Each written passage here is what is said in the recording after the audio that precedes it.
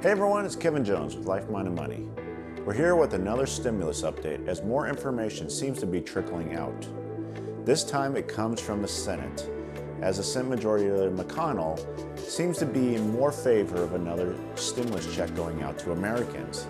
Now, he did provide a little bit more detail than the White House did in our last update, so let's dive into this.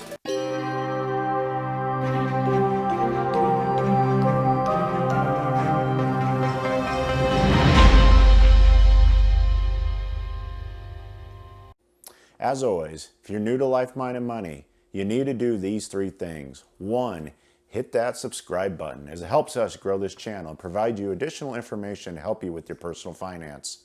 Secondly, you got to hit that notification bell as it'll help you see future videos that come out from this channel. And lastly, you know you like to, but smash that like button as it helps me take on the YouTube algorithm. So let's dive into this. Sheets in hand, let's talk about what McConnell said yesterday in a news conference about stimulus payments coming your way.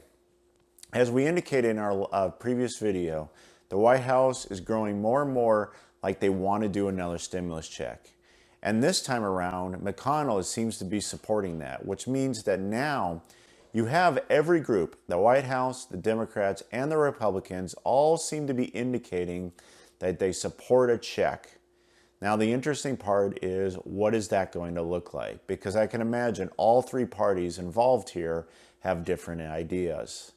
So let's dive in exactly what McConnell said yesterday. I think that the people who have been hit the hardest are people who make about $40,000 a year or less.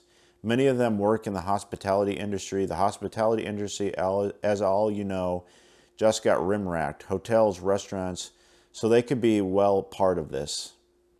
So what he's really talking about here is that he believes that if we're going to do a stimulus check, he wants people that have somewhere in the lower income levels to be the ones that are supported by this. And he actually gave specific details here of somebody who makes $40,000 or less. Now, if we think about the CARES Act, when the original stimulus check came out, individuals making $75,000 or less were the ones who were eligible. So this is almost 50% lower than the original check, which is going to bite for some, because those who are maybe making $50,000, $60,000, depending on what part of the country you're at, cost of livings are different, that if you're left out on this, boy, you might feel the pinch here. But ultimately, this is where the fight's going to come, because I can imagine that the Democrats are probably going to look for something that's a little more broad-based to all Americans than something as limiting as somebody is $40,000 or less. Once again, we're going to have to see. Here's some additional quotes that were involved as well. He said they'll be unveiling something which will be a starting point in a few weeks, and will be dealing with the administration and the Democrats. He also went on to say that I can't comfortably predict we're going to come together and unanimously come together like we did a few months ago. The atmosphere has become more political than it was in March, but I like to think that we'll do something. The country needs one last boost.